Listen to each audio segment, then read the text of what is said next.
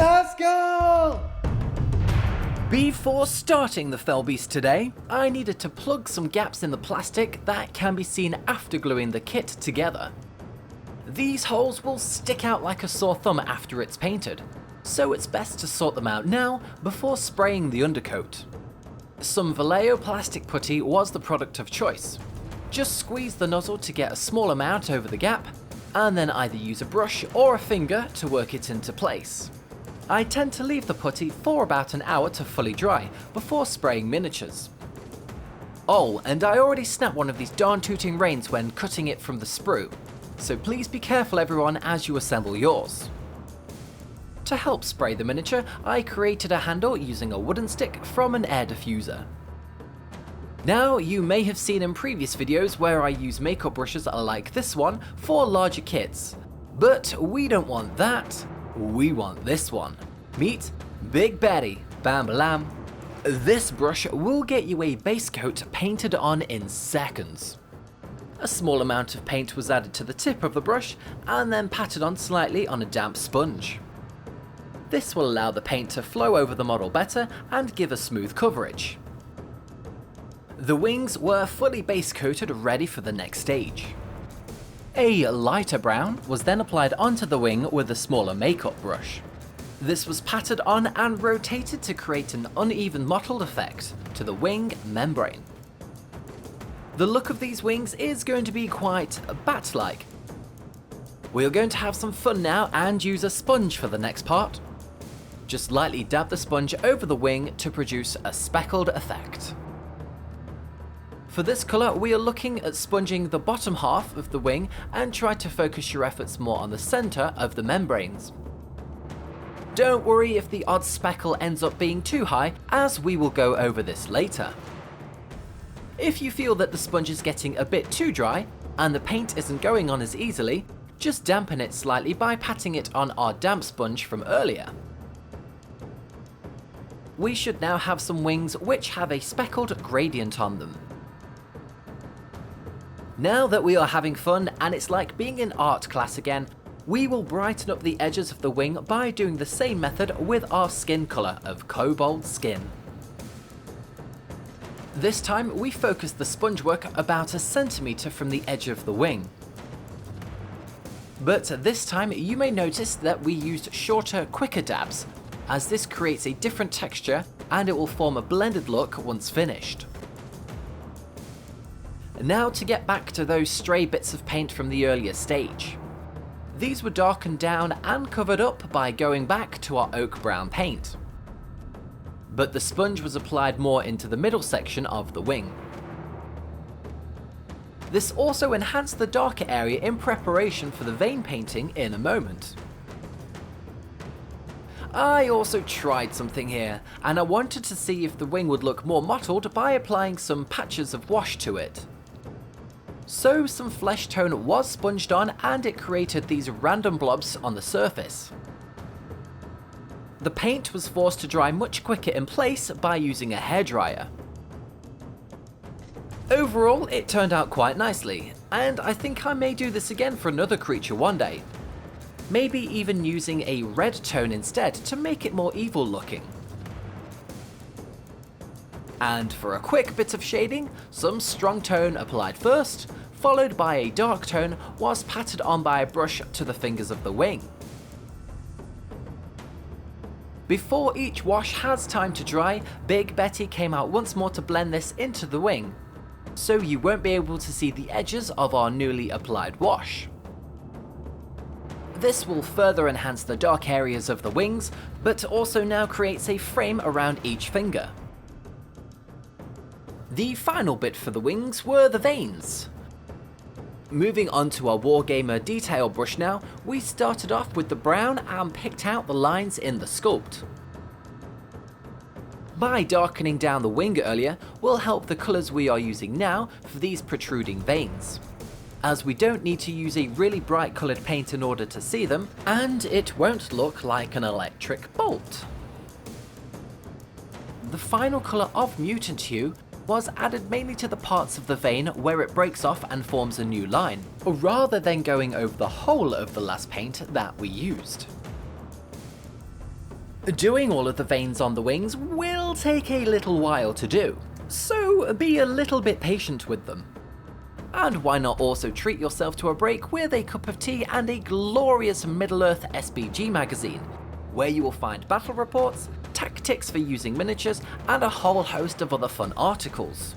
To pick one up, check out the link in the description below.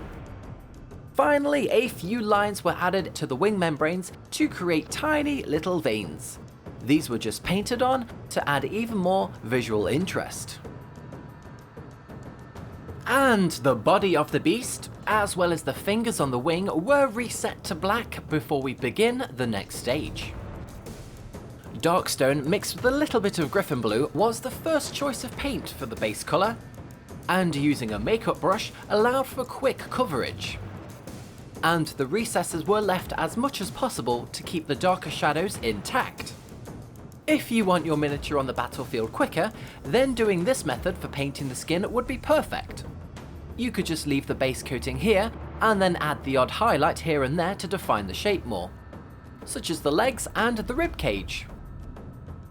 But for a lighter skin tone, which is what I wanted, then you can follow along with me. Some Griffin Blue was added to the scales in order to judge what the overall miniature will look like once finished. And using our Griffin Blue once more, this was added to our original base colour mix to make it ever so slightly lighter. I have to say that this is a gorgeous miniature, and one that you shouldn't need to be scared of painting, as some large kits can seem overwhelming. If you just break it down into smaller sections like we have done today, such as the wings, the skin, the scales, and then the rider, you will hopefully find it a joy to paint up. Now that the colours are on, I could foresee how I wanted to go with the miniature. I knew that the scales will be darker once the wash has been put on them, and I wanted the skin tone to be lighter. I find that I'm using these makeup brushes more and more these days, as you can do a lot with them, and it does achieve a nice result as you paint. Saying that, a small sponge was used for the next section.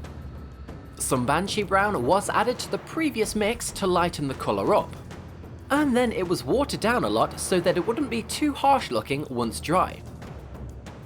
I wanted to continue the mottled effect from the wing onto the body for it to all tie in together, so the sponge was prodded onto the majority of the body section.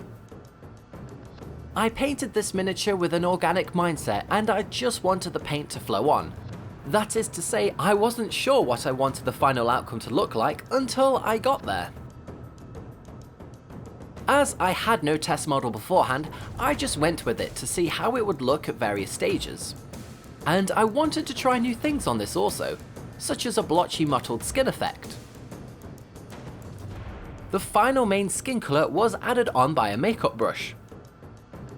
Once more, a small amount of Banshee Brown was added to the paint on the palette. This creamy looking paint, or any skeleton bone colour, would be useful to brighten up colours. If we used a white for example, we would get a very bright tone, and in this instance our Fellbeast would have become an ice dragon. The colour was applied to the areas that were sponged on beforehand, as I just wanted them to sit on top, but still have some of that texture slightly showing through. Afterwards, in hindsight, I do wish I made the paint a little bit more translucent, as the sponge mottle effect was taken away quite a lot. But hey ho, that is why you do a test model where you can. So hopefully you appreciate that I have kept the footage in on all of the stages so you can see it develop as I did.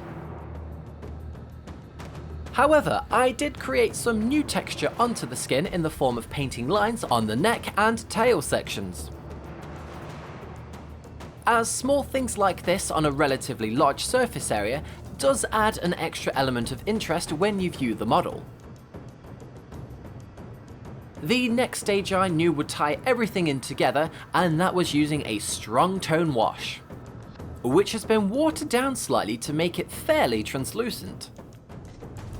The darker tones were mainly applied to the rib area near the wing, as well as the recesses of the body and the legs to create those shaded areas.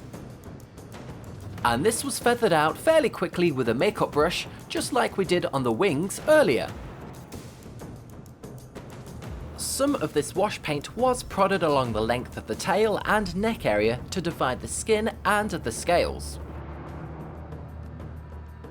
And to make these areas look even more interesting to look at, another set of lines were painted on, but this time using some ash grey. It was watered down slightly so it wouldn't come out too vivid. Using a detail brush was perfect for this task, as we added some highlights and small dots to the monster's head afterwards. The final task for our ash grey paint was to create a form of highlight on some areas of the winged beast.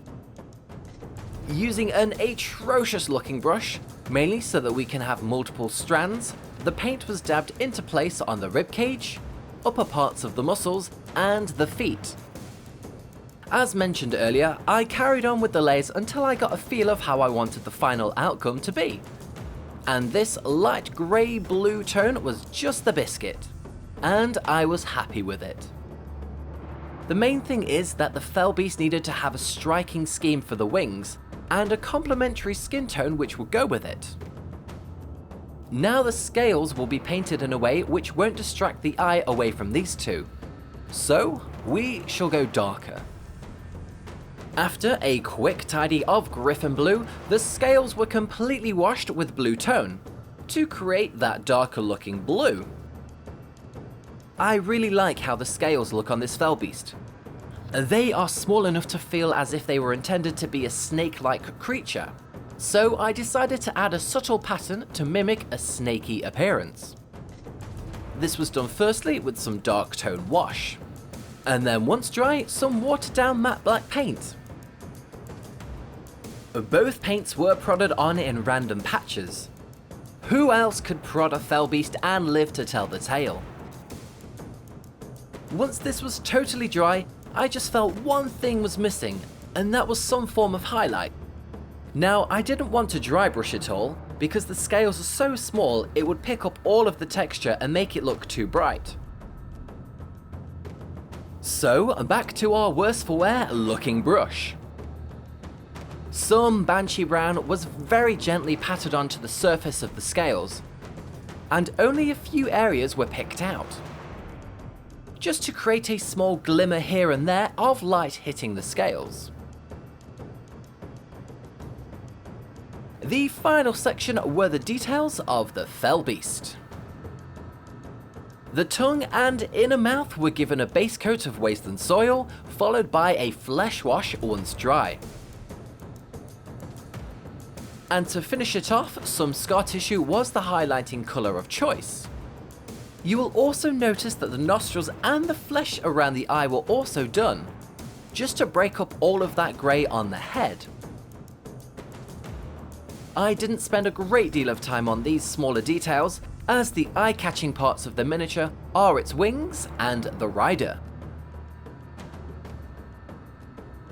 Be careful when painting the reins as to not get any metallic colour on the creature, as it would be quite easy to do so. If I were to paint another Fellbeast in the future, I mean, who am I kidding, of course I'm going to, I would certainly keep the reins apart as a sub-assembly and paint them separately for ease. Lastly, the claws and spines were painted. These were done in a neutral grey so they could stand apart from the scales and the body section, but again not take away from the other details. After the initial base coat was done, some watered down 𝗕𝗏𝗃𝐾𝐒 was lightly painted on. Again, because this miniature is all about textures. And a final highlight was added to give these elements some shape. It also makes them feel more sharper and pointy looking. So that's Fellbeast number 1. I glued on the Nazgul rider, and the reins were placed into his midriff. I tried to add some more movement to the model by hair drying the rein. This softened up the plastic and created an elastic look to it. I wanted the rider to look as if he was commanding the beast. Oh, and also to cover up that snap in the plastic I did when assembling. So, to Fellbeast number 2. But before that, I would like to say a big thank you to all of my patrons for your support. It helps support me in my goal to make even more videos just like this to help you guys get your miniatures painted. If you would like to see what it's all about and check out our monthly community challenges, then check out the link in the description below. For our second Fellbeast, we are going to airbrush the first few colours on for a bit of variety, and to show you how quick this method really can be.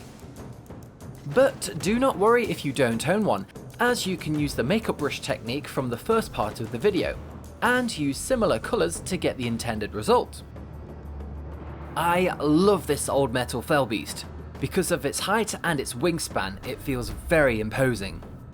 Just like in the film when 𝗪𝗪𝘃 is being attacked and Frodo is looking up at it. You can see here that I am not too bothered about some overspill going onto the wing itself, as we will cover this up later. And some added interest was applied with some lines going across each wing section. Doing these bits requires a steady finger on the trigger, so practicing some small faint lines on some paper beforehand would be a good tip.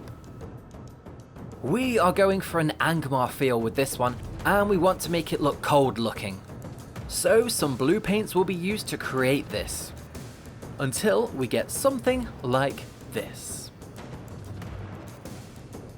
Now we are going for our second lighter coloured paint, and this will really start to bring out the bluish tones that we require. Here we will follow where we have already painted, but importantly we won't cover all of that previous layer that we built up.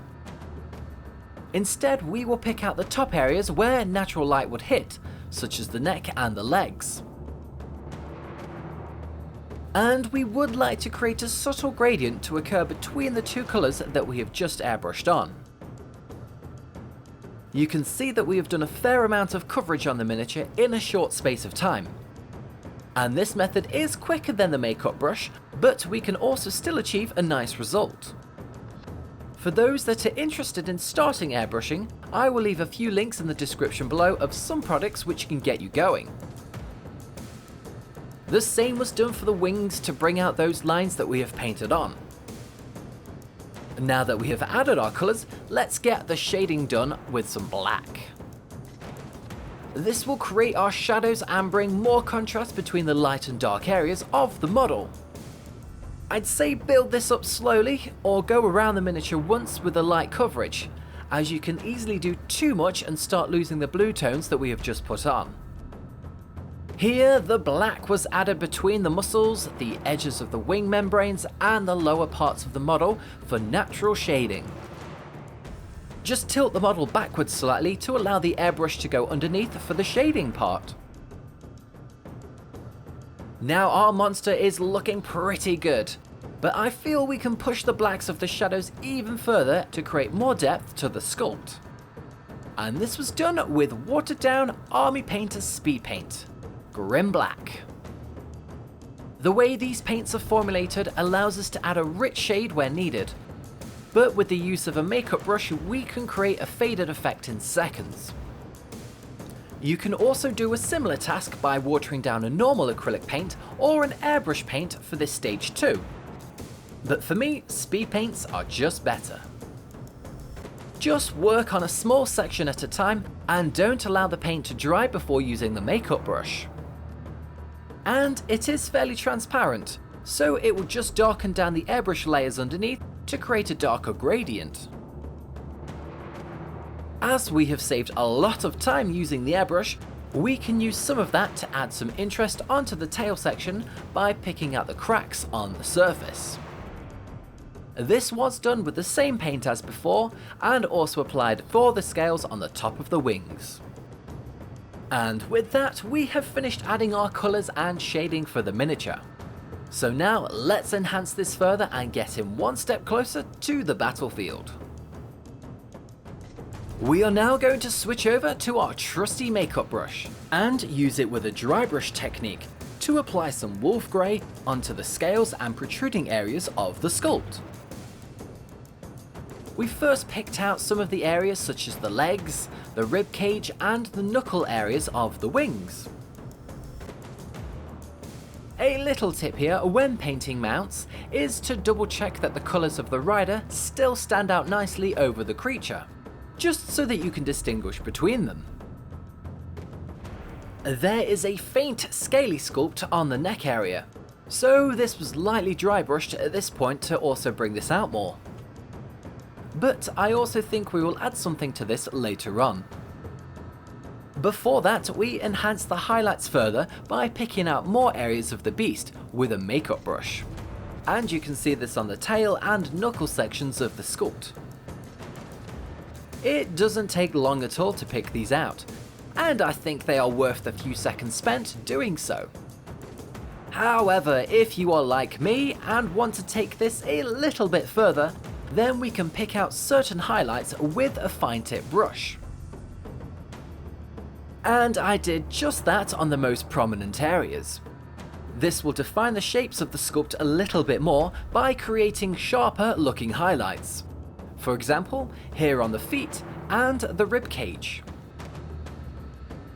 Using this brighter colour, a series of lines were applied onto the neck to bring out the texture more, especially as it will be a focal point of the miniature due to the rider as well. This is probably the most time-consuming part of the model, so you may want to assess before you do this on your own if you would just be happy stopping at the dry brush method, or adding these extra highlights here and there.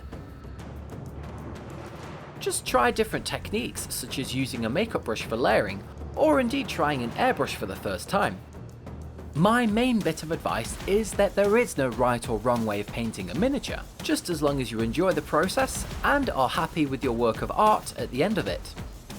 So you have two ways to paint your monsters. Which one would you like to see in your army the most? And what techniques would you use from today's video on your next monstrous project? Thanks for watching, and until next time, keep on hobbying.